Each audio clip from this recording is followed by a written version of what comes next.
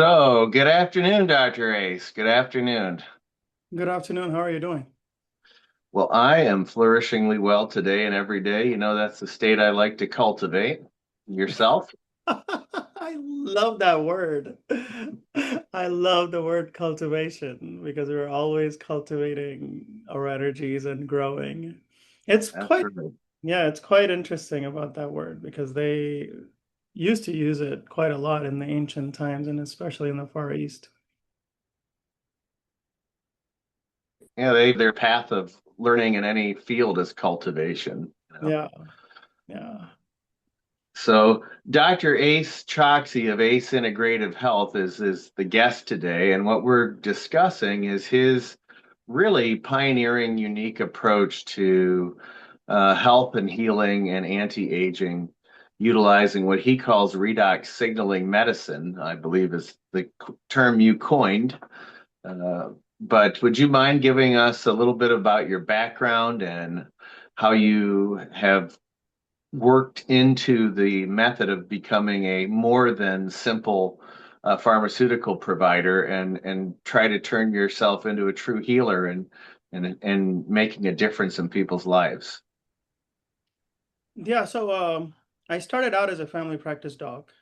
And I graduated from residency, and then a year later, after working for an outpatient conventional practice, started my integrative practice. And the idea at that point was to start something where I'm integrating the Eastern lifestyle like yoga and nutrition into the Western conventional allopathic medicine.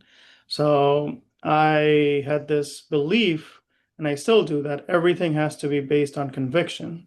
So if I was going to recommend nutrition, I'm going to do it myself. If I was going to recommend yoga, then I must know how to do it, and I would do it as well.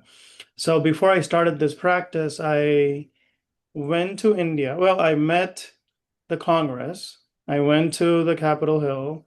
We had meetings with 200 of us and understood where the future of medicine was going in the direct primary care world.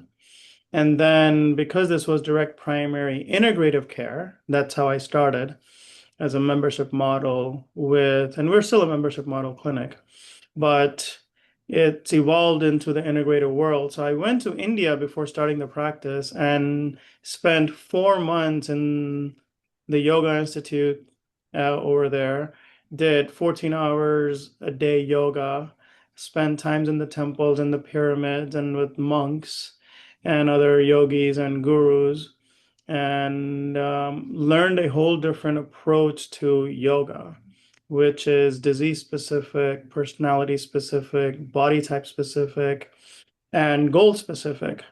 So, as I was doing yoga, I understood that each posture has its own physiology. And because I'm a medical doc, it was easy for me to connect to pathology and how we are going to alternate between that. And then pathology has emotions. So that's where it became emotion, personality specific, goal specific yoga therapy. So that's what I started to teach patients in my practice.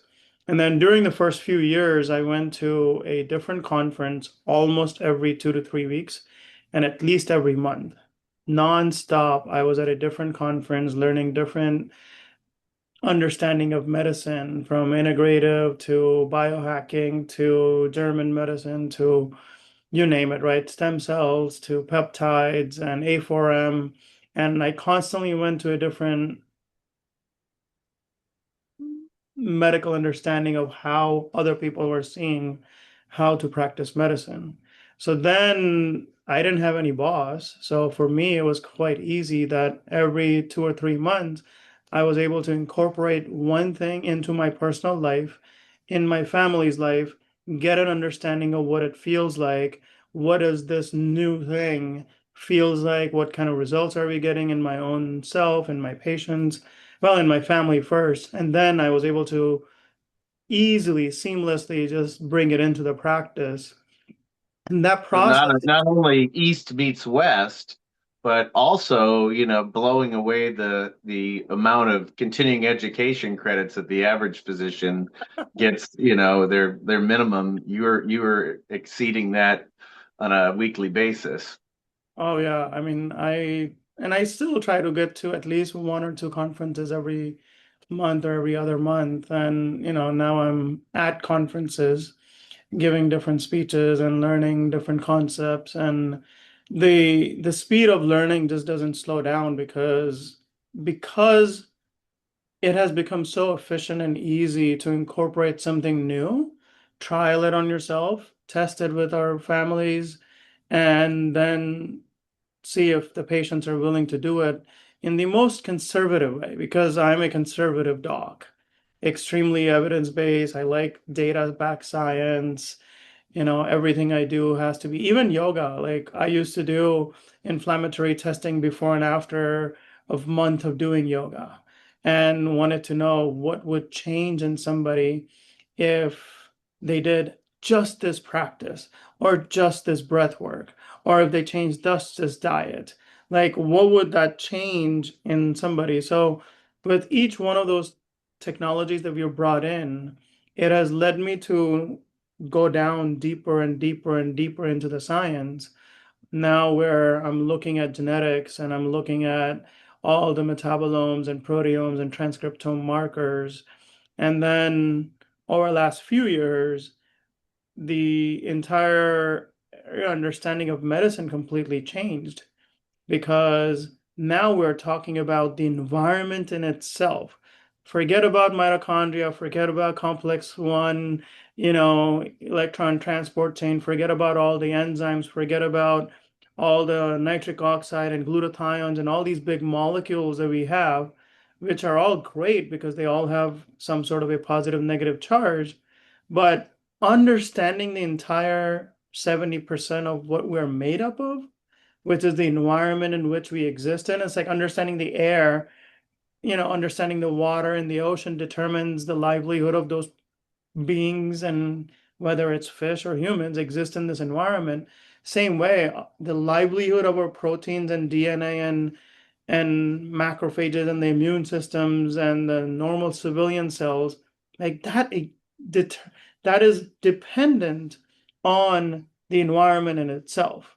So as I understood that aspect of terrain, that how the environment determines the function, and then structure of the entire body determines the function. And as we are, the statement goes, right now, when we are young, we're not wise. When we are wise, we're not young. So in the world of anti-aging, after doing A4M and regenerative medicine fellowships, the idea of anti-aging somebody boils down to changing their literal structure. And the structure of their entire body depends on the environment as well. It's not just about mitochondrial genes. It's not just about methylation, which makes up less than usually 1%, but anywhere between 1 to 5% of all biological reactions. We have 20 other biological reactions that make up all of it, and redox being one of them, like glycosylation, sulfur sulfation. We have proteolysis, hydrate, hydrox, oxidation, hydroxy. Um, what's the opposite of oxidation? Oxidation reduction. So Yes. we're looking at all of these pathways and saying, okay, how many genes are actually dedicated for this in our body? Methylation Yeah. makes up less than less than 5% at max. So Well, we're this is the whole basis of the Beauchampian theory of medicine that was the corollary to Pasteur in the 1700s. Is he developed a theory of host terrain. And so if yeah, the terrain is bad, there yeah, are any one of those specific pathways that you look at is going to have something going wrong, some error, some yeah, transcription malfunction. yeah. Yeah, you're absolutely right. So, I say this, right? And I'm presenting on this concept a lot more, where signal is the medicine. So understanding the epigenetics of signaling is the medicine. That's what we have to become perfect at as doctors. And all of these signals are coming to us through our senses, through the skin, through the nose, through the mouth, through the eyes, through the ears. All of these signals that go in are changing our makeup at a physical level, at a mental, emotional level, and at a spiritual level. All That's of that, right. all three of these bodies are completely changing when these signals are going in. And the world of redox is this whole redox medicine, right? This signaling medicine. If we understand the reduction and oxidation aspect, which is positives and negatives, that's what I call it. It's the two buckets of yin and yang, the male and female. One gives, the Sure. other one receives.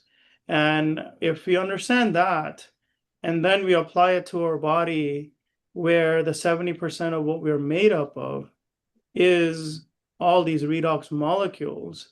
And then when we look at what else we have carbon, we have hydrogen, we have oxygen, we have nitrogen, we have phosphorus. We have like 10 to 15 different major elements that make up who we are. And hydrogen and oxygen essentially makes up the most of it, 99 some percent of it. So if That's we're right. made up of those, then we have to understand the angle at which these things existed. So if a hydrogen and oxygen is bound at 104 degrees, and we're able to expand and contract the hydrogen and oxygen bond and the rotational spin of this bond. So if it's bounded like this, and this thing is rotating, well, hydrogen also rotates, and all the electrons that are flowing around it, they're also spinning.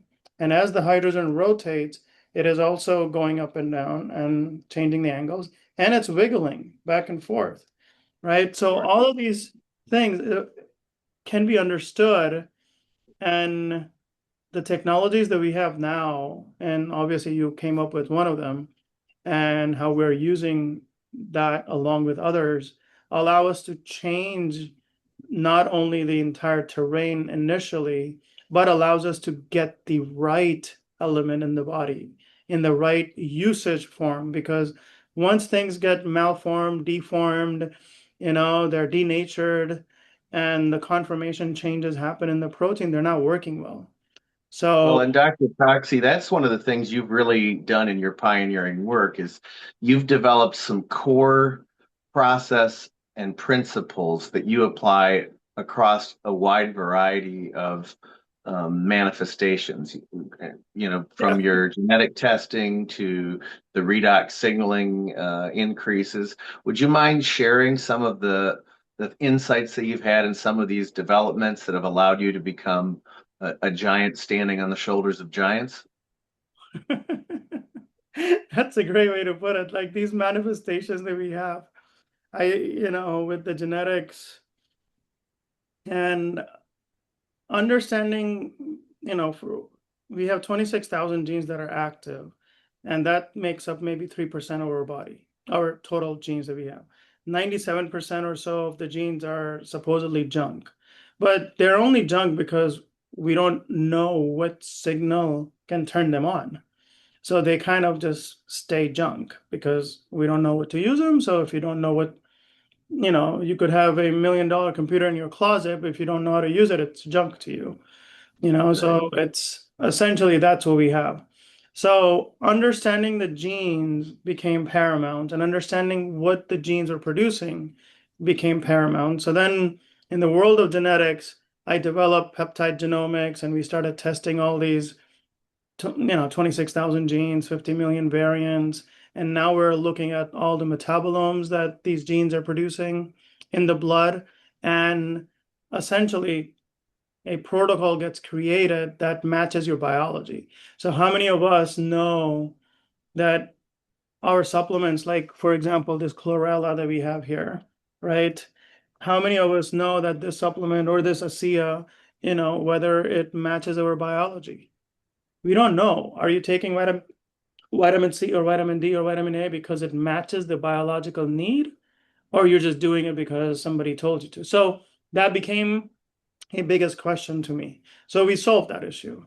We figured out how to have supplements and epigenetic treatment protocols, whether it's with red light or you know, a hyperthermia tub with redox tub, that's what I like to call it, that whether it's with, ozone treatments or whether it's with peptides or whether it's with IV treatments or whether it's with any medications that we have that we use conventionally or supplements, we want to know whether those things are matching the biology that is being expressed, right? Genes are your program, and then they're being turned on and off if they're being expressed phenotypically, meaning they're causing emotions, they're causing symptoms, and we can prove it with our lab work, then we have a perfect protocol.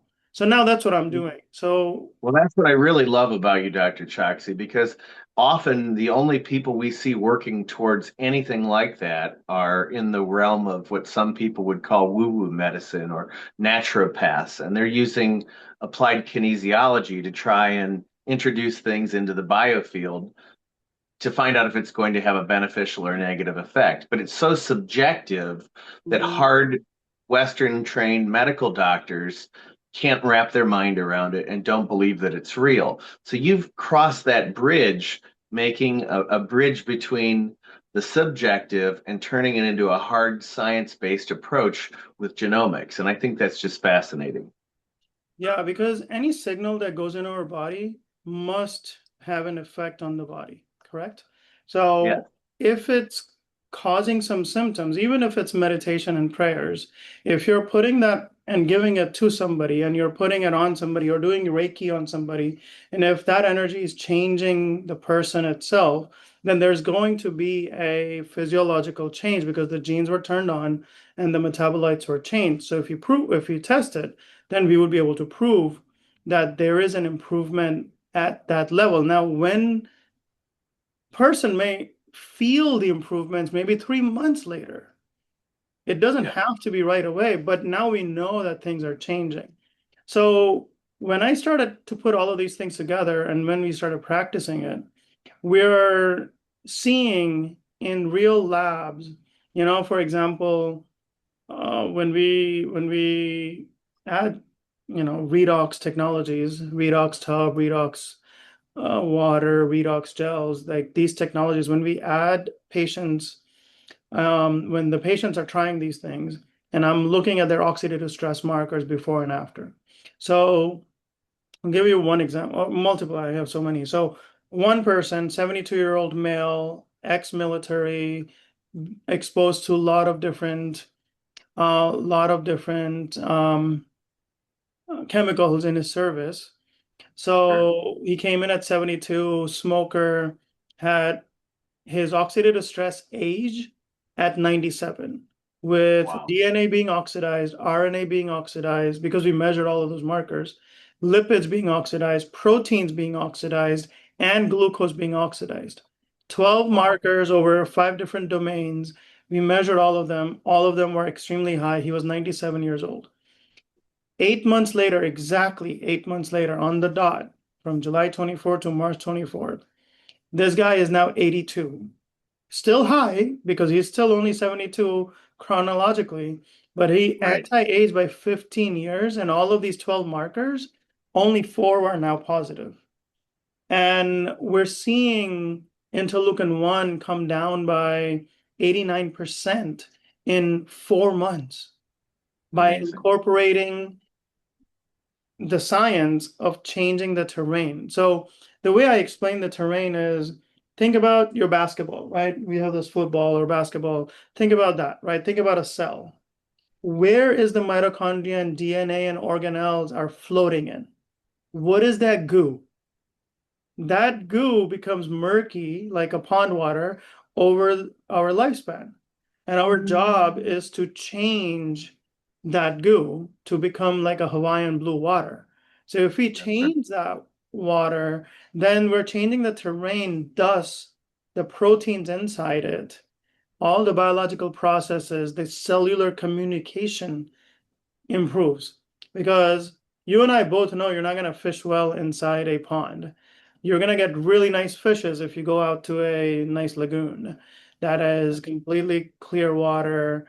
And that's because the communication of all the fishes, all the signaling, all the electron and movement everything is better. So redox serves as the cell tower to our cell phones. Mitochondria and DNA are cell phones, and then the redox is the tower that helps you communicate. And that's how I see that we stay younger and can keep our body cleaner. If you just clean it out, then we all know, and this is something that we know, but we don't actually pay attention to, that I like to say is every cell in our body is dying. We all know that. So skin is turning over, liver, kidney, GI system is always turning over, bone marrow is turning over. So bone marrow takes 5 years while skin takes 3. All the other organs in between, depending on the size of the organ, take a certain number of years, 1 to 4 years, to replace themselves, right? So the cells are actually getting replaced. It's almost like saying, hey, I have this office. I'm going to build a duplicate office next to me every so often, whatever the timestamp is. But then what we normally do is take all the trash from this office and put it in the new one. And that's aging, you know? Yeah. So we're not supposed to do that. When the cell dies, get rid of the trash. Now you have a new cell, that's your baby cells. Let that be a baby, young, new cell. So because that's not happening, and the whole idea of cellular recycling, where the new house, the new cell picks up the nice furniture and the nice organelles and the mitochondria and DNA from the old house and brings it into the new for recycling, it's also picking up all the crap along with it. So because that happens, then the new cells age really fast. Although they're born young, they become older extremely fast. And that's at a larger scale, that's aging. At a micro scale, aging is nothing more than slowing down of the electron transfer rate. So meaning if a hydrogen and oxygen are bound, the speed at which the electron moves from hydrogen to oxygen and oxygen to hydrogen again, that speed determines the speed of aging. So if we always slow down, then we get stiffer and stiffer. The movement of electron isn't happening. So then we're becoming more and more older Well, because I'm sure you're familiar with I believe it was a Harvard study on chicken cells, where they Mhm. were able to keep these chicken cells alive for 75 or 80 years. They concluded the study by saying they could do it indefinitely. And Yeah, the only thing they did is they removed cellular waste as it was being produced.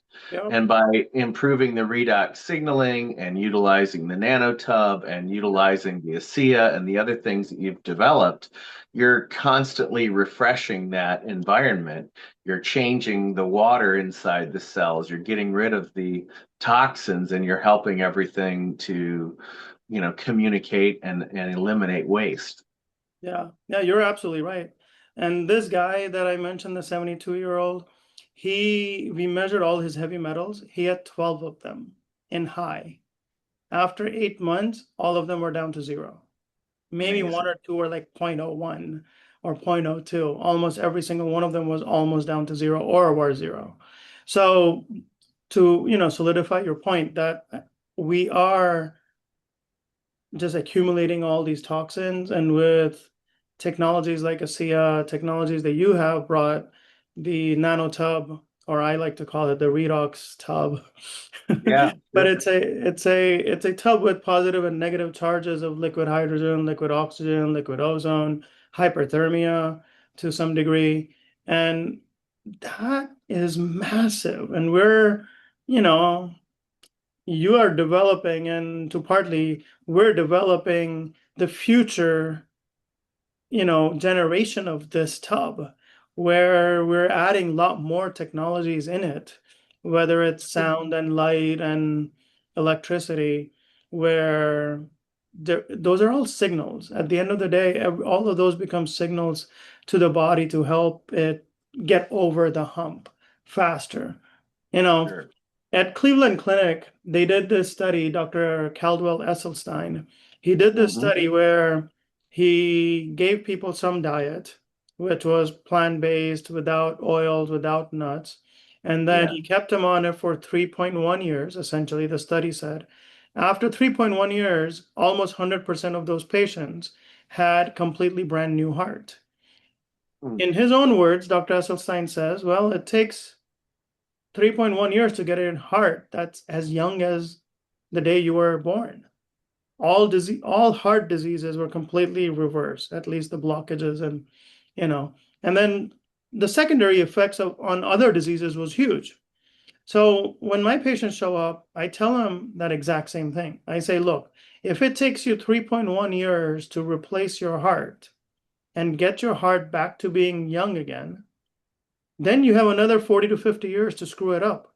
You can go back to being whatever diet that you want because it's going to take another, you know, Long period of time for the transcription areas to build up and all the waste and damage that was done. exactly. And, So and these that's things, the forks over knives study, right? That they affectionately called forks over knives. That was the Cleveland Clinic. The book that was written about that study was called Forks Over Knives, or the yeah, I think so. documentary. Yeah, I Yeah. think so. It's been a long time since I read that book. I don't fully remember, but Dr. Esselstyn has his own books as well. But Yeah. yeah, it's profound what it is. Now, obviously, vegan diet isn't the final and the only answer to diet. There are some variations to, I mean, beer is vegan, but it will kill you, right? So you have to be careful about what type of plant-based diet you're following. But there are variations to the plant-based diet that has almost guaranteed, a very high percentage success rate in almost all diseases. Dr. Michael Greger talks about that. So being natural without depending on other things is, I think, the name of the game. But natural doesn't mean don't use these simple technologies, right? Right. I've talked to, you know, I don't know if you know who Morley Robbins is. Morley Hmm. Robbins, the root cause protocol. He wrote the Yes. Cure. So I met him last week. And, he has a huge following and a lot of people follow it. And that was one of the first books I read. And he talks about copper and iron and how they play a role in the Oh, human such body. an important role. Yes. Tremendously important. Like, since that changed, his first book changed my life because that's the first one I read. And I finally got to meet him. And his community is all about following a natural lifestyle based medicine that changes your body. And Sure. I totally get that because that's how I started out with yoga and nutrition. That's right. Conventional doc with yoga and nutrition. But then when you start understanding other things, then you can go from here to India on your feet. It doesn't have to be in a plane. But if you use a technology that's available, it'll get you there faster. And That's then you right. can walk again and, or wherever you reach. So same thing that, we had this little discussion and he understood that as well. And those are the type of people that I would say, hey, look, you know, being natural is our goal. But if you need to use these type of nanotechnologies, the nanotub that we have, the redox technologies, the ASEA, as you mentioned, the other IV therapies to gas therapies to light therapies. These are all senses, right? It's just part of the sensory uh, experience. If you listen to some sound, it's going to change you. If you get things through your skin, it's going to change you. If you inhale essential oils and even ozone and oxygen, it's going to change you. Hydrogen, right? Like this thing. Molecular hydrogen. Absolutely. Yeah. So So powerful. it's extremely powerful. But this provides, let's say 600 to 1200 to 1800, ml of per minute. But Yes. if I want to 100x this, then I would submerge myself in a tub. That's right. Then you get it right away. So it's all about calculations that what type of disease somebody has, where is your oxidative stress and where is your inflammation, how fast are you willing to and wanting to change it, And once you observe that reality, which is the word, I mean, we talk about manifestation, but if you observe that reality, then that's what you feel. And that's what you're signaling your genes to turn on to prepare for that. Because you have to prepare mentally and emotionally for these outcomes. Can't That's go right. in with a doubt. So if a client comes in and they're presenting with something and they join your club, what would they do? So that you would come in and you would do baseline testing and establish where they are and genetically what's turned on, what's turned off. Yeah, so the And first thing I do is just do as a regular evaluation, talk to them, understand their lifestyle, understand what has happened to them since the time of their conception, what happened to their mom, what is the yeah, life pattern in their life, because those patterns are extremely crucial to understand when certain genes turned on, because every disease starts 3 to 5 years prior to the start of the symptoms. So we have to understand what changed in their body and then look at their current labs, do a physical exam if they're in person, and look at their current labs and try to map out certain simple signs that are there of infections and inflammation. If we understand those, then to do a better, deeper root cause analysis, then we do all these labs where we test for genes, we test for metabolomes, we test for oxidative stress markers, all the way down to the DNA, RNA, proteins, glucose, lipids, and as a percentage, how many of your clients are in an inflammation state? 100%. That's right. That's what I've come to Every understand as every well. single every single one. Yeah, And and inflammation increases hypoxia at the cellular level, yeah, and yeah, that creates a cascade of manifested outcomes that have different names, but it's all based on the same core, mitochondrial dysfunction, inflammation, and hypoxia. yeah, it- when you boil it down to brass tacks. yeah, yeah. Yeah, every element has its own happy state. I mean, this is going back to chemistry 101, but like every element has its own happy state. And the cellular milieu, meaning the environment, decides who is going to be happy and who's not going to be happy. Heavy metals and parasites, they have their happy state. And they That's might right. like a lot of like parasites might like a lot of heavy metals and inflammation because they feed off of those things to survive. But at the Sure. same time, that might not be good for your body because your happy state is something different. So our job is the way I look at it is that, hey, look, if I can create this entire environment where iron, copper, vitamin A, I mean, all these elements, carbon, hydrogen, oxygen, they're vibrating at the right level and even Yeah. changing the angle from 104 to 114. Like that is a profound ancient understanding that, people have figured it out. But it's not being used in medicine to change 104 essentially major chakra points to 114 major Yeah. chakra points. And that's the angle of the hydrogen and oxygen. If we are That's able right. to change that on a daily basis, which we can very, very easily, we can do that, then, and our body can do that, then we're changing the atmosphere in which oxidation, hydration, all of these things, like all of these elements, including mitochondria, and they exist in because they have their happy state. And it's a time dependent process because as you change one, then the other things will start changing. I've been using this tub for now how many since last October, last September, Yeah. something like that. Yeah. Yeah, September, I think. Yeah. Yeah. So we've had a bunch of people. Now we have patients who are coming from all over the world. They stay here for a month at a time, 2 weeks at a time, 3 weeks, a week, whatever, right? Once they try it and then they see the differences in their energy level. And it's profound. Like we had this patient who came in with her granddaughter. No, with her daughter who was a ER dog. The Hmm. lady was 84 with metastatic cancer, recurrence. because she had it at 5 years ago, did conventional therapy.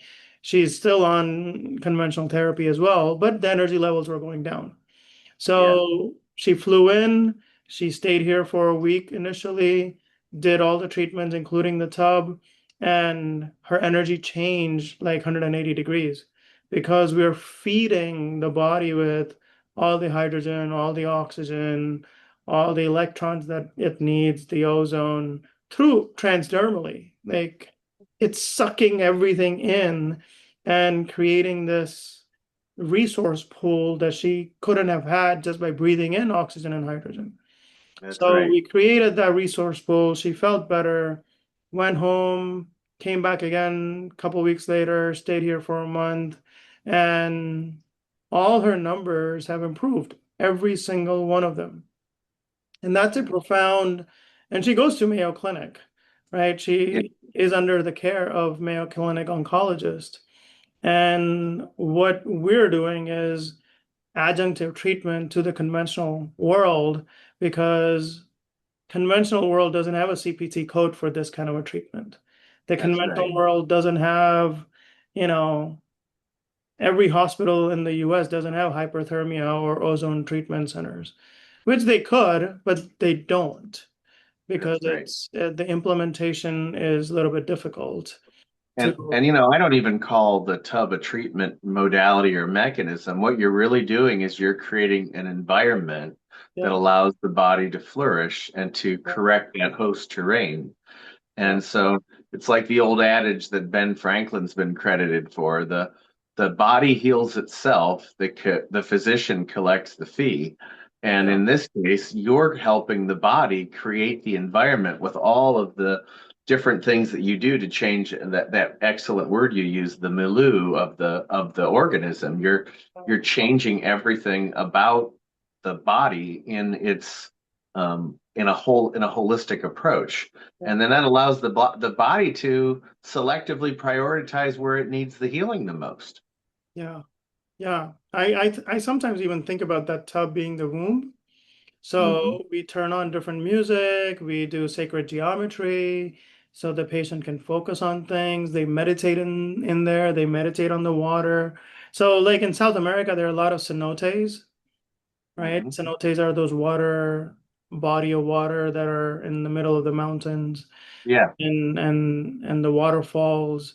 So we put those kind of imagery there on the TV so that patients are kind of merging with that reality to feel that they're getting reborn when they go into this, spa-like environment.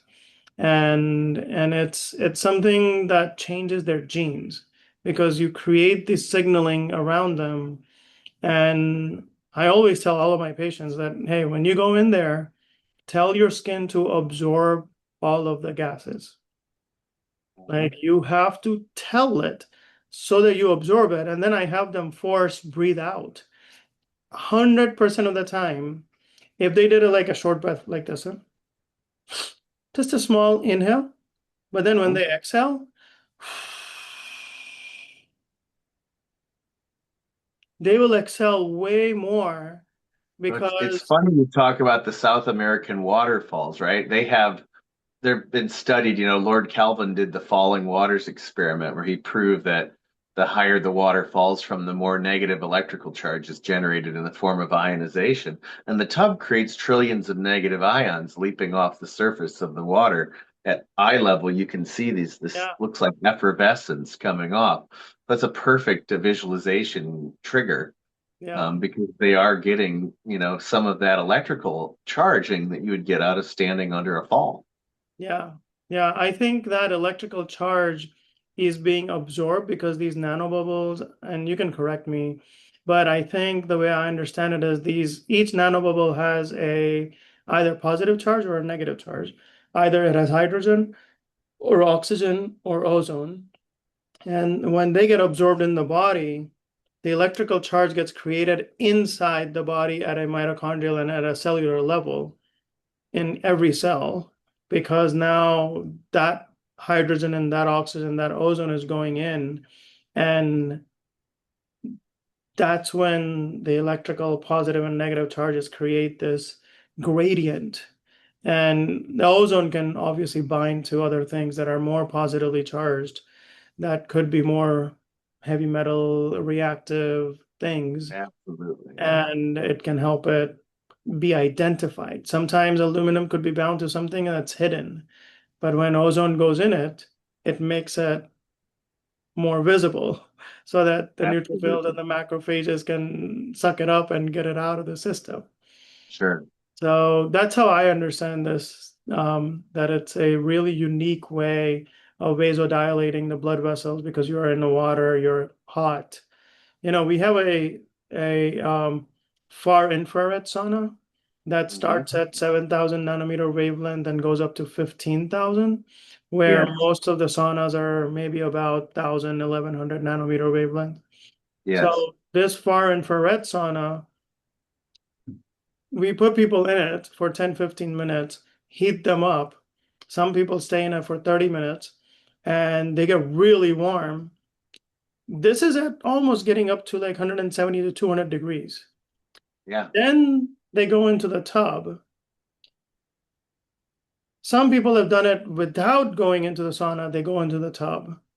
Tub, even at 104 degrees, still feels hotter, and they sweat way more than being in a 200-degree sauna. Yeah. Like that's the thermodynamics of, I guess, transduction or absorbing all that heat from water molecules and opening up all your pores and that gas exchange that's happening, the way it would happen inside the lungs, but now it's happening at a surface, at a transdermal, subdermal level. That's It's right. it's magical, I think. It's profound. Yeah, we talked about the study where they absolutely proved that you can keep the blood oxygenated without any lung interface, and they did it rectally using pigs and mice and like airborne oxygen, and they Hmm. were able to keep the blood ox saturated at 99% when they were wearing respirators that restricted oxygen by 50%. And so the lungs aren't required in order to get the oxygen to the hemoglobin and the platelets and delivered throughout the body. You can deliver it even rectally. Of Yeah. course, I would imagine it's way more pleasant to soak in a tub and get it transdermally than rectally, but that was something that that study won the Ig Nobel Award just I think last year, and Wow. but it's been proven, and that was one of the arguments I would have with practitioners is that, well, you can't get the gases in through the surface of the skin, and you can't bypass the lungs and oxygenate anything. And I said, well, that's been proven patently to be untrue, and that's another state of medicine. Medical doctors try so hard to do what they do well, and what they're trained in is it's such a smidgen of knowledge. And at the universities and in the laboratories, they're making these amazing breakthroughs every single day. Every week, I get new studies that are being published and innovations that are being done, but it doesn't always trickle down into real world practices unless, innovators like you, or, some in some cases like me, that we make these technologies, or in your case, you make the trainings available. I mean, you're not just a doctor to your clients. You train other doctors, and you Hmm. have other doctors as clients, Yeah. not just for learning about how to be a better doctor, but you've got actual patients that are doctors. Yeah. And so that's such a vital thing that you're doing. You're not allowing this to stay insulated in the ACE integrative health bubble. You're allowing your strategies to become being put into the morphic field, and so that more and more physicians can begin to take advantage of these strategies that you've developed.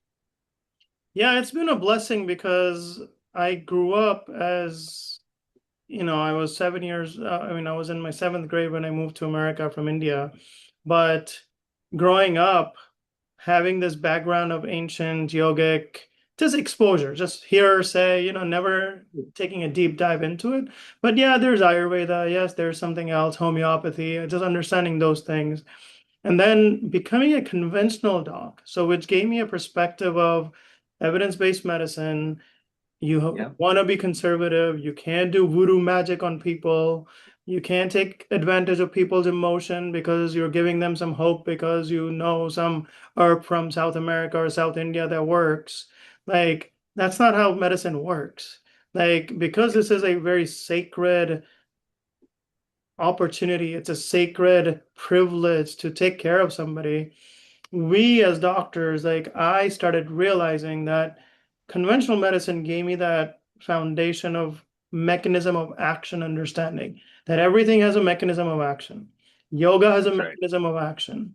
Ayurveda has mechanism of action. TCM has a mechanism of action. Acupuncture has a mechanism of action.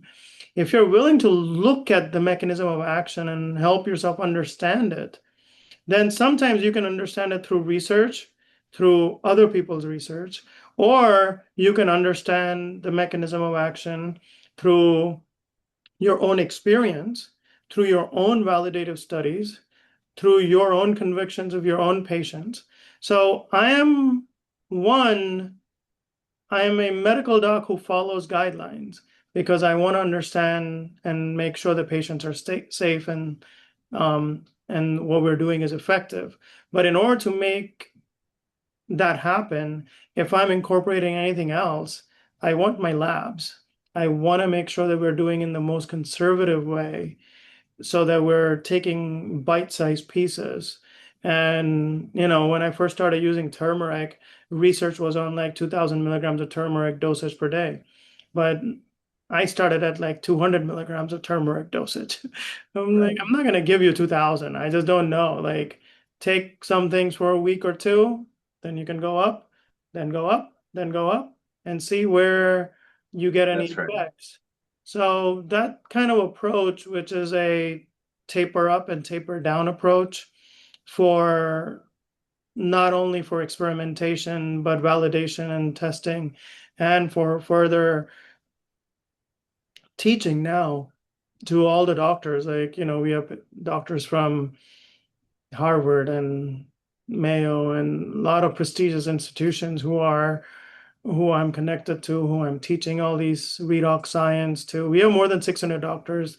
200 of them were dentists from every walk of, like, every institution in the US. We have at least somebody who has been part of this learning of redox science. And then the epigenetic science. We have specialists who are cardiologists and nephrologists and psychiatrists. Like, they're pharmacists, like some amazing people, and they've taught me a lot. But the conversation that I'm having with them is, hey, look, you're a dermatologist at Northwestern. Here's what I think can change.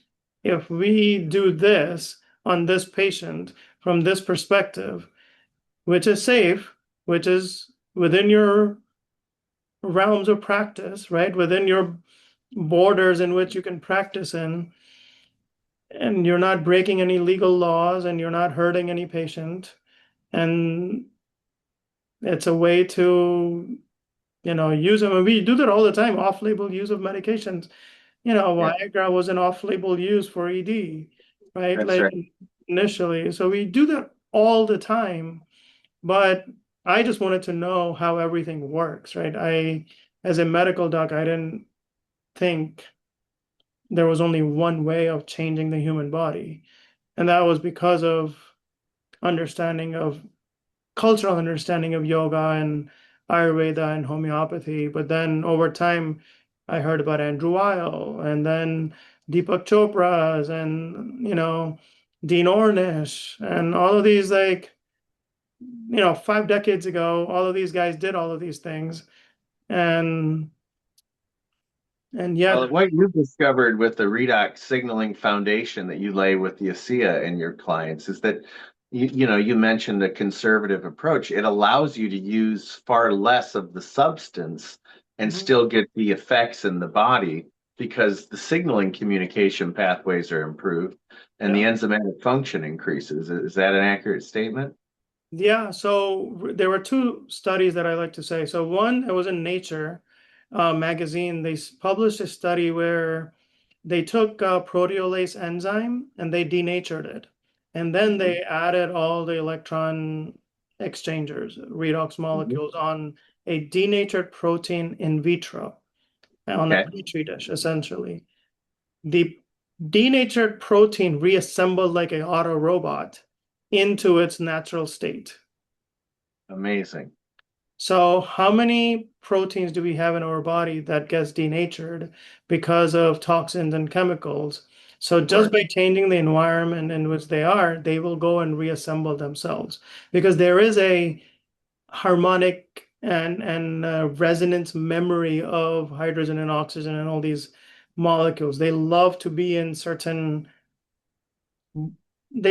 around some certain things the way that they like to be. So they remember that, hey, this was the most happy state that they were in, not this way. So even if you Right. break it apart, they'll still go back to being happy again. And then the Hmm. second study, ASEA did this study where they took men and women, they gave them 8 ounces of ASEA every single day for 4 months. The first 2 months they measured, I mean, every month they measured um, their kidney functions, their blood markers, CBC, CMP, thyroid, all of those. They also measured interleukin 1 and interleukin 6 and glutathione. The first 2 months, it only decreased the IL-1 and IL-6 by like less than 10, 20%.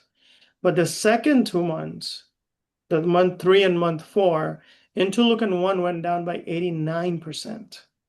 Wow. And interleukin 6 went down somewhere between, I think, 30 or 70%. I forgot the exact number.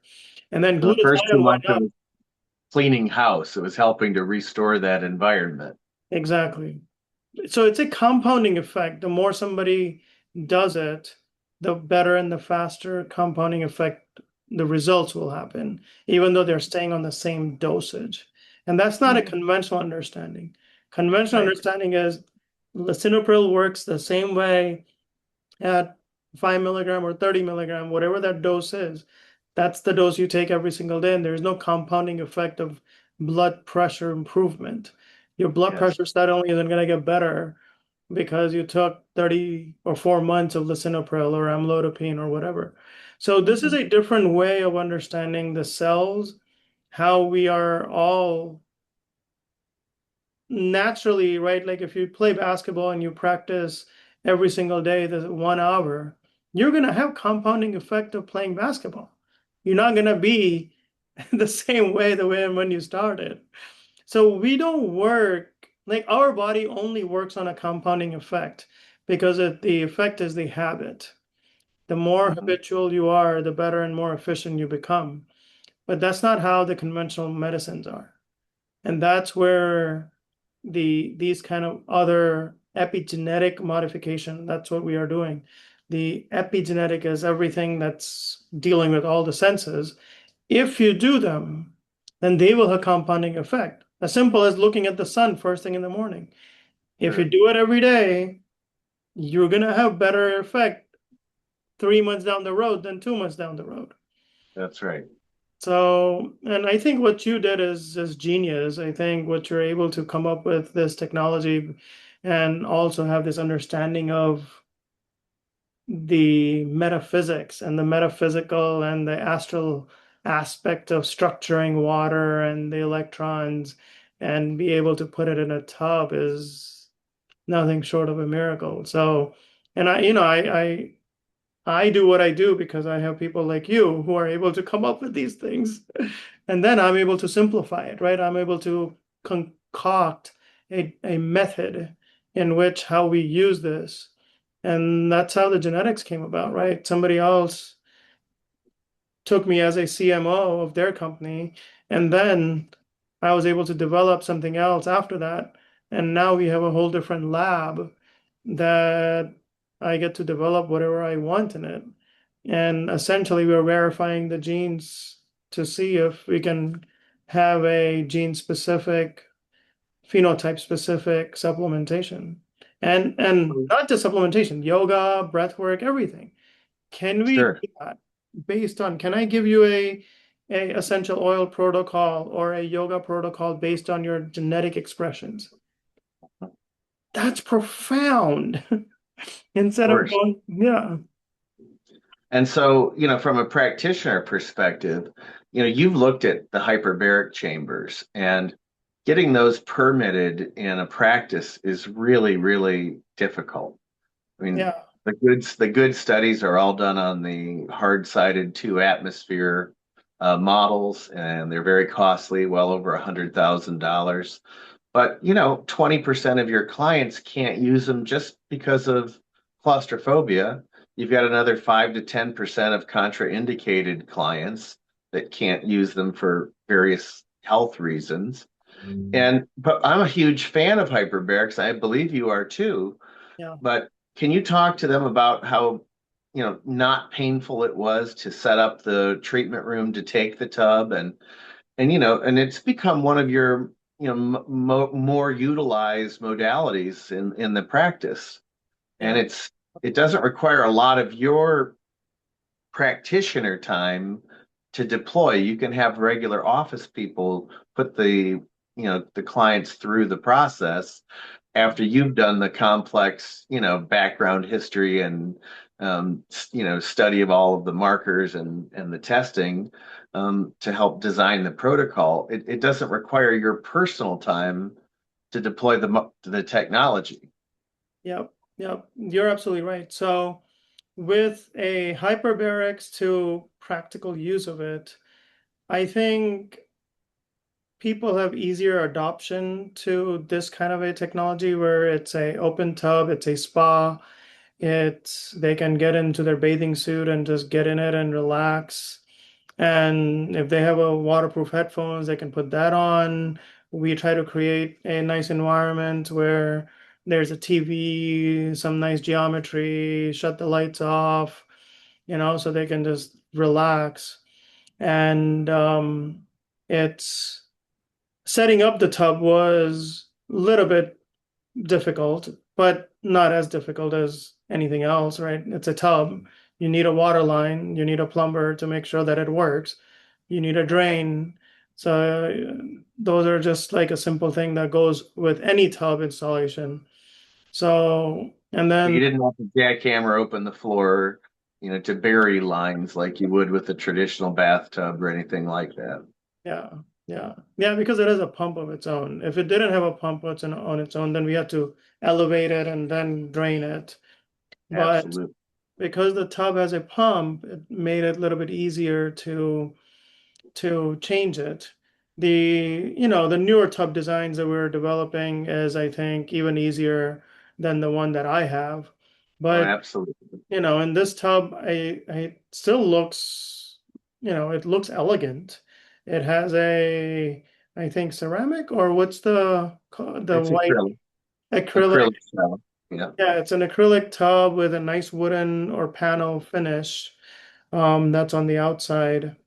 And patients are able to get in. So we had to put a little stair Yeah. handle on the outside so that patients can take 3 steps and then go in because the handles are there that they can grab Correct. on.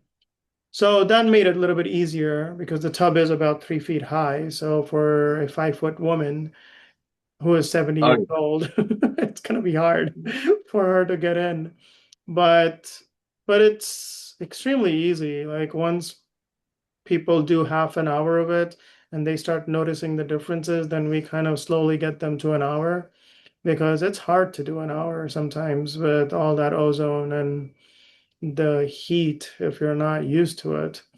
oh So yeah. most people get there within a week or two of And trying times. one thing that most of my other practitioners have noticed is that there's very little Herxheimer reaction happening, even Yeah, though you're getting tremendous movement. yeah, exactly. So I say that I haven't seen a single one yet, like Mhm. in last eight since October.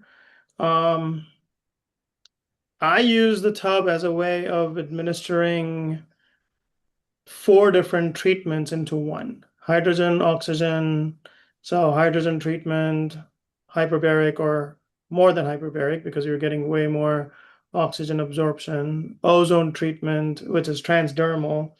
So in the world of ozone, a lot of people use different ozone injections and a lot of things, and that goes through the IV and the blood. So the blood, bigger IV, like bigger vessels, are 25 to 30 micron in size or more.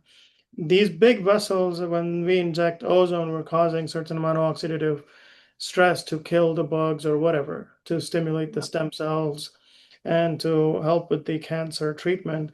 But it's going in, and that only makes up 1% of our entire body. 99% of our body is capillaries, and they Right. are everywhere. So by the time that, 60 cc's of ozone with 5 to 15,000 microgram of ozone that's injected or gammas of ozone that's injected, by the time it makes it through the entire capillary bed, which is the 99% of your capillaries, and they're made up of 4 micron, 5, 6, 7, 8, 9, 10, 11, 12, 13, 14, 15, 16, 17, 18, 19, 20, 21, 22, 23, 24 micron in size. They're all different and they all go everywhere. And I have a capillary camera, which we do a live visualization, a real video of underneath the mouth, under the tongue, what does your capillary bed look like? And it's miraculous. It's like a hair, like bunched up together like this. If each hair was a pipe and the blood was rushing through each hair, do you see any angle? Like, is there any straight line anywhere? No, No. no. That's how our capillary bed is. And to be able to deliver the ozone and the oxygen to the capillary bed through the transdermal method has allowed us to see tremendous improvement in the immune system to help fight off a lot of pathogens And from. I think there's some 60,000 miles of capillaries, veins, and arteries in the average human body. We're not talking insignificant amount of capillaries. You said everywhere, but 60,000 miles, I believe, if you were just stretch them end to end. Okay, yeah, I don't know the exact number, but yeah, it's a lot. So I think that when we're injecting ozone, it serves a good purpose. There is a good, a lot of people do EBOs and those kind of things. And those IV treatments are also, they serve a purpose. And And I may be off by an order of magnitude. I'll look that up after this video. We'll put the real number on the screen. But it's vast. I mean, it's such a big number. yeah, yeah, probably. But yeah, it's kind of fascinating to be able to cause a cause a change that is the tipping point in most people's life. And that's where I find my happiness, because we're giving them the win that they're looking for. Whether it completely reverses the disease or not, that's up to their body and God. But to be able to do something that is evidence-based with proven labs before and after, without side effects, to be able to get them, day one when they show up, there's a win. Day two, there's a win. Week two, there's a win. And yes, you might take 10 steps forward and then you might have a swelling of your legs. That's okay. But then now we know why that happens and we can change it. And if we wait 3 to 4 to 6 months to 9 months, majority of these things, if they're getting better, then they're going to happen less and less and less. And that's where people And find, you've had miraculous outcomes with lots of clients. yeah, I mean, I'm almost afraid to say it, but yes. I know. I Yeah, know. we Like I said, the body heals itself. You're just the conductor. yeah, I mean, my job is to guide them into that place where, because the body is already dying every day. Cells are already dying. We just need the new ones to be born in a cleaner, better environment with better resources. That's it. Yep. If our kids are born into a slum or a what's that movie, Slumdog Millionaire, the slums Yes, of Mumbai.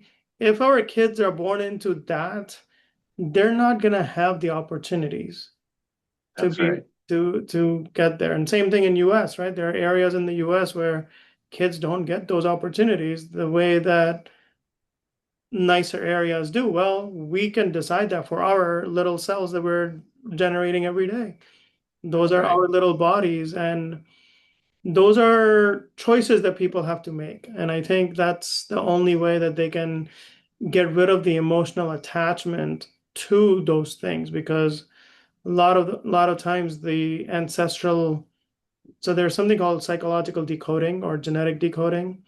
Hmm. And so when we look at patients' diseases, I go back to their ancestry to find the exact emotion. And the way to make sense of this is to understand that if you have a petri dish of bacteria and you light them on fire, let's say everybody dies and one survives, and you feed it again, that one becomes another petri dish of bacteria. That's generation Right. number two. You do the same thing again, and now instead of one surviving, you have 10 surviving. And then you do it again, you kill everybody, 90% of them die, but the 10 becomes now 20. And by eighth or ninth generation, everybody will survive that heat signal and nobody will die, because the memory of the first bacteria that survived, that genetic memory kept being passed down to the next generation so that more and more survives. So what we are today is an outcome of over the last 14 to 30 or many generations of our ancestors' survival habits. And those survival habits are coded within us at a subconscious level that allows us to live certain way. And the So converse is true as well. That's why the Bible says that the sins of the fathers are passed through the fourth generation. So when you harm the organism, when you create self-induced harm, that gets passed on as well. And that's one exactly, of the things you work to correct. exactly. You're 100% right. So that's the interesting thing about the genetic blueprint. It could be classified as a good deed that's being passed down, or a bad deed as a sin that's being passed down. The one that gives you good benefits, like, my skin, the hair, you have nice skin and hair. Like those are genetic things that I got from my ancestors. So Right. I thank them for. But then other things like these glasses, why do I get these? So, so those are also ancestral things. But we can change all of that, I think. At least that's what we're attempting to do. Um, and the more we find that out, the better it becomes. So the emotional blueprint is that the brain is the map for the whole body. Mhm. So brain is also the map of all the emotions. So if this part of the brain holds on to my anger, and this part of the brain holds on to, let's say, temporal brain, holds on to my inability to speak, right? Feeling that I'm Yeah. stuck. I can't say this to my dad or something like that, right? And I'm angry. So two emotions. Both of these locations are mapped for my body. This one might represent my thyroid and my this area, and this Yeah. brain represents my left, let's say, arm hemisphere, right? Right hemisphere controls the left. Yep. So then those body parts will hold on to that emotion, and then they will have certain discomfort. So Absolutely. inside the body, everything is mapped out genetically, emotionally, and through a understanding of your spirit. So then it's if we can map all of those things out all the way down to who we really are, then as we get older, we will become more wiser. And that will help us connect to God much better, or whoever we want to connect to if you're an atheist, right? It will help you connect to yourself better. At the end of the Right. day, both of them are right choices. Connect to Yeah, God or and connect. this is, the basis of EFT. It's the basis of the core and specific technique and neurological chiropractic and all of these things. That emotions can get trapped, somatically and create manifestations. No, And that's not something that true Western science has caught on to, except for in the case of things like the placebo effect, which they do understand, and then they've also, quantum physics has introduced a new variable, the observer effect. And so, is the scientific method as sacrosanct as we always thought it was? Because we're failing to account for the intention of the observer. So if mhm. we don't, record observer intention, are we Yeah, biasing our results? So all of these things are fascinating, but they do ultimately yeah, sometimes manifest and develop in the body and result in real healing crises that need to be fixed. yeah, yeah. This reminds me of something because I've been saying this for past like few months. It is the most profound thing that I think I've understood as of today. The most profound thing. And this goes back down scientifically to the placebo effect and the double slit experiment with the observer's effect. Yes, So, our when we look at stars, are they real? Do they exist right now? No, they don't. The light is coming to us a million years later. You don't really know whether the stars is real or not. You're that's right. thinking that it's there because you see the light, but you don't really know whether the star is really there or not. It could have been That's dead right. already. So when I see you and when you see me, the light that's being reflected is zero point 0.8 milliseconds delay. Mhm. Okay. So everything in my field, visual field, anything and everything that I see, by the time I get to know it, is zero point 0.8 milliseconds delayed. It's already in the past. It's already in the past. By the time I know it, it's already moved away from that point. Thus, what we get to do is observe something like a movie theater. So you're sitting in a movie theater and you're watching a movie. But what if God came to you and said to you, hey, I have three different movies in front of you. Whatever you choose to observe, that will be your life. One is good, one is really bad, the other one is mediocre life. Which one do you want? You're going to pick the best one 100 out of 100 times because that's the life you want. The thing about watching that movie, internally, when you watch a movie in a theater, you take on the characteristics of the character. You Yes. feel the character. You cry, you smile, you laugh, you get excited, you do everything as the character does. So God gave you this movie. You're now watching it. As you watch it, you know that what you feel, it shall be. So you're watching it with 100% certainty because God gave it to you. Now, let's take a step back and put all of these movies, all of these scenarios, right? I just gave you three scenarios of three life scenarios. Let's put all of these scenarios in an infinite world where you have infinite universes, just Mm-hmm. hypothetically. Now, imagine our brain, which is just an electrical circuit board. So it's like a tuner, like a radio tuner, Hmm. like an old That's it. radio. Yep. Past 60 years or past 40 years of my life or past 50 years of your life, each day, what if it was on a different universe, just hypothetically, and each day was emitting a different radio frequency, hypothetically. And when I ask you to remember your wedding day, you go connect to that universe that's emitting that frequency. This electrical grid connects to that, and you get to relive your past because it happened. So, Hmm. what about the future? If future is infinite scenarios, infinite universes were present, you have a choice of observing the worst case scenario or the best case scenario. That's right. You have hundred of basketballs present in front of you, universes. The one that's emitting the best case scenario, it's emitting their radio frequency.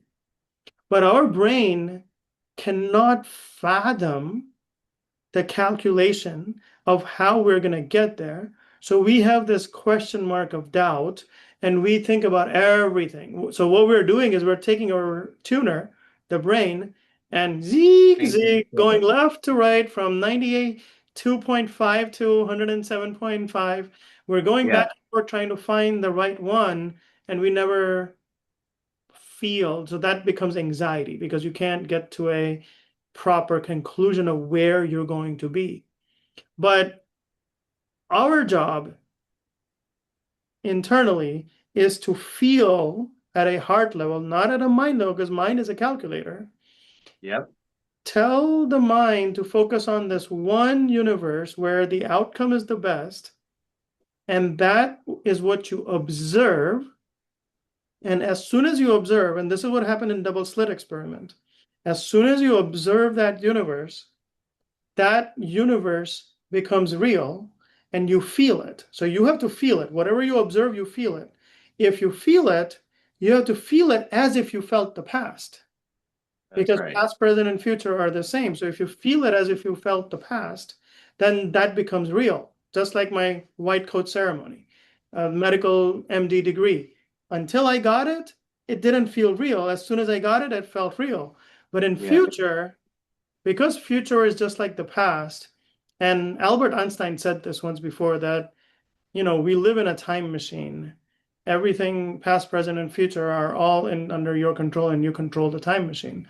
So if that's you right. observe that reality, you feel that reality, and now is the crucial part. The most crucial part is to trust that reality as a certainty. And that's where faith comes in. Yeah, Because every night when we go to sleep, we die. And you can Google this. Do we astral travel every night? 100%. At least Google, ChatGPT, Gemini, they all talk about it because we get to astral travel when our conscious mind is shut off, subconscious mind and our spirit travels. When we go from, think about these universes, you're currently living in A1 universe on the Excel sheet. You want to go to Z99. Are you going to make a zigzag line to go to Z99? Or are you going to make a diagonal line to go to Z99? Or are you going to go all the way to Z1 and then go straight down? And each Excel sheet box is a different universe. So from A1 to B2 is what's happening tonight. When I and you go to sleep, whatever we observed right before going to sleep about where we are going to becomes our instruction for our spirit to go towards there. But because you're switching universes, you're going from A1 to B2, you need a guide. You need somebody to protect you so you don't get lost in the limbo of universes. And that's where God comes in. God guides your boat to get you to where you need to go.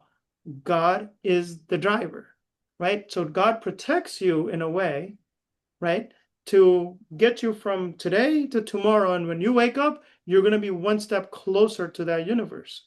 Now, let's say you ask and you observe, not ask, you can't ask, you observe something that is potentially a year out, right?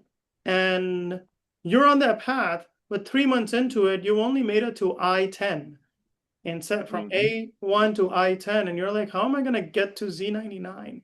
Which seems very far. As soon as you start doubting it, you go to H1.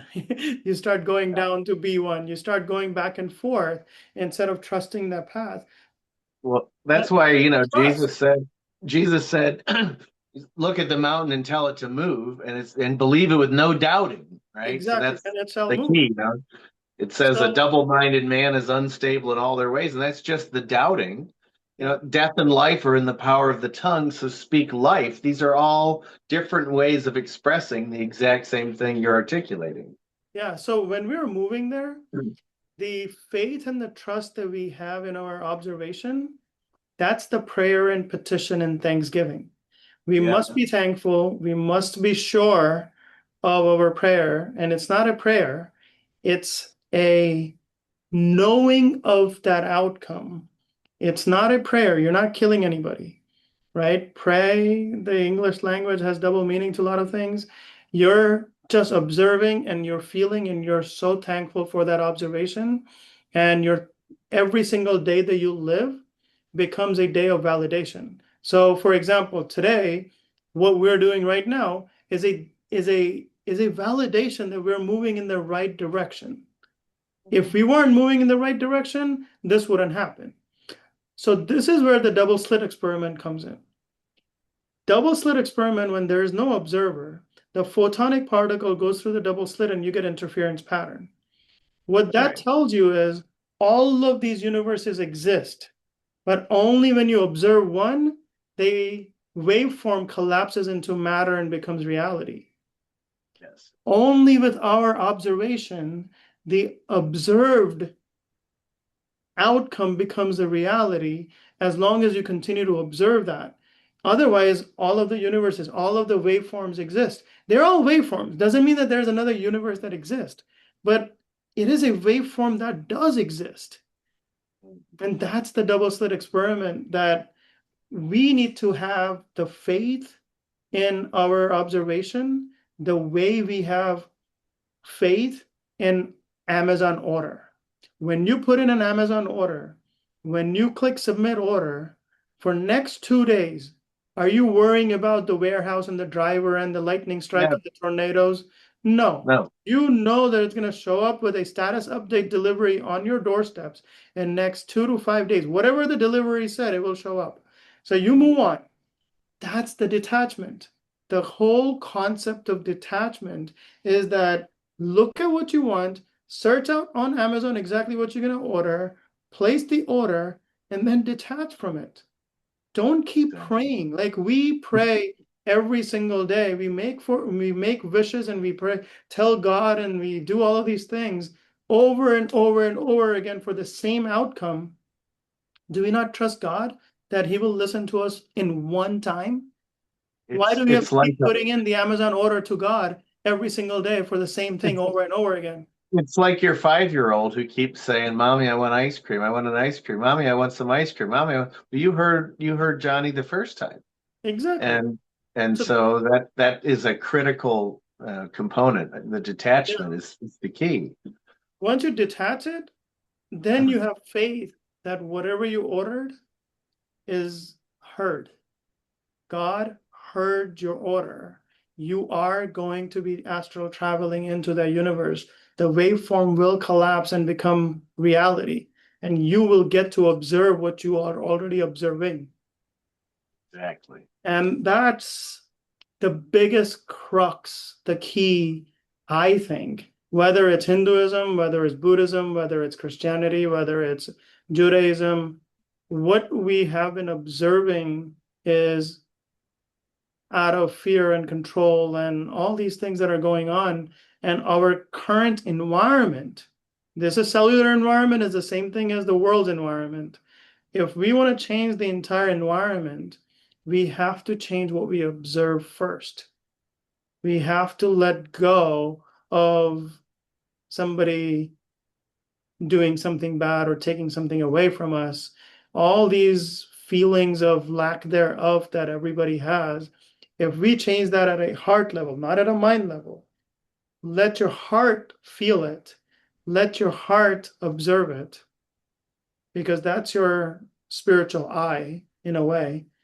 And mind gets the message from the heart that, hey, it's already real. I don't have to be anxious about it. I don't have to worry about it. It is this. And then every single day, just wait for the signs that the universe gives you that tells you that you're on that path. Like Well, you. and that brings you right to Bill Tiller's experiments with Mhm. heart-focused intentional love. That Yep. the human heart is surrounded by an internal biological antenna array Yep.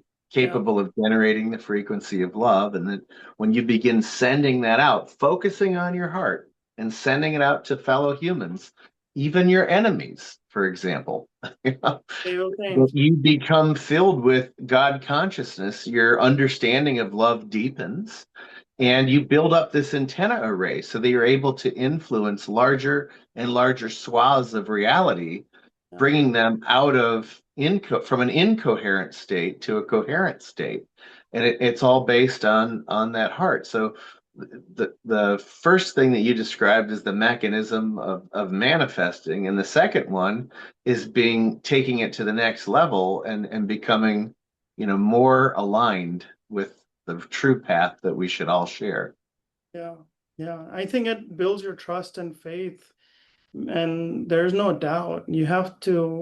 I think people have to understand that God does listen to you and you are connected. And even if you're an atheist, then understand that your spirit listens to you, right? That you are connected to nature. Plants and trees listen to you.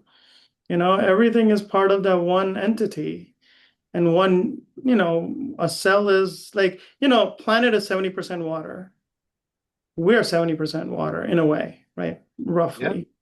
And Hmm. then what is micro is what is macro.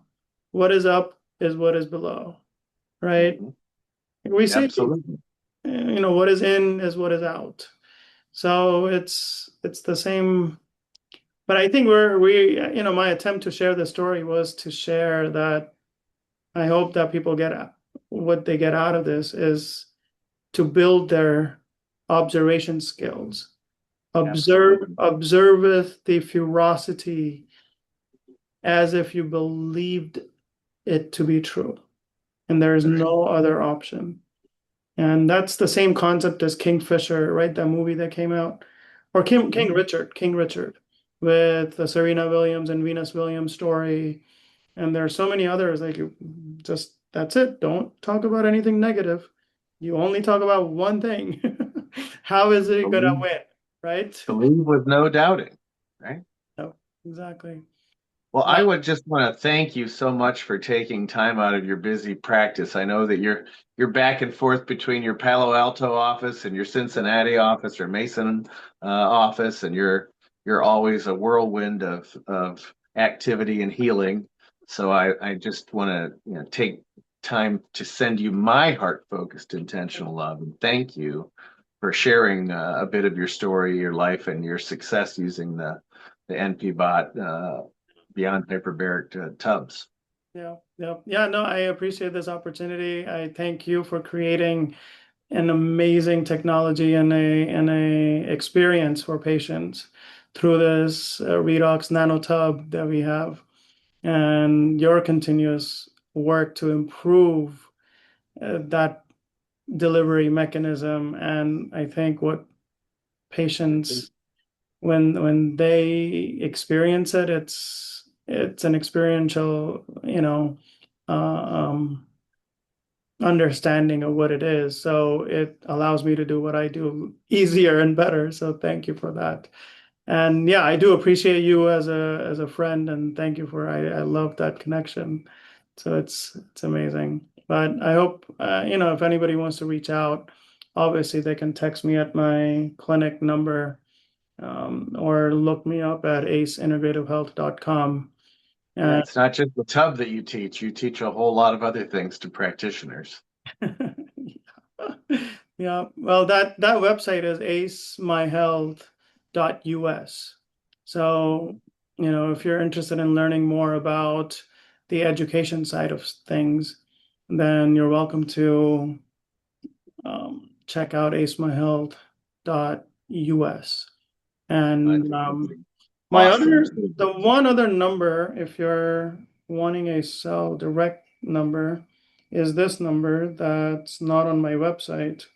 And I will tell you is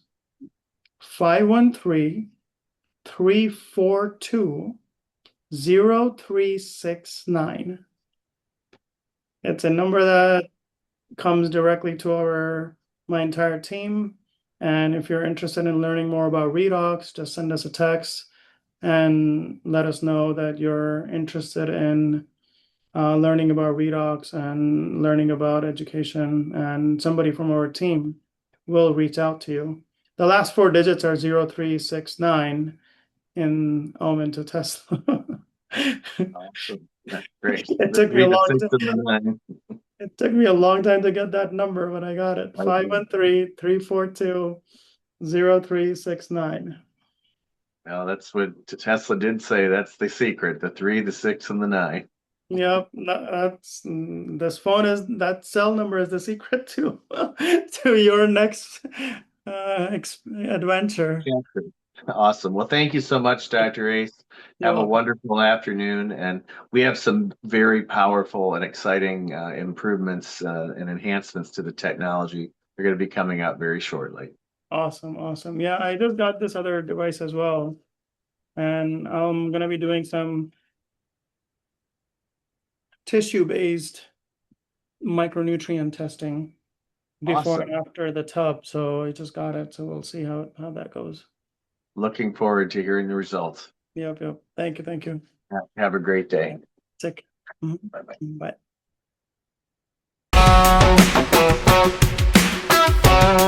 Bye.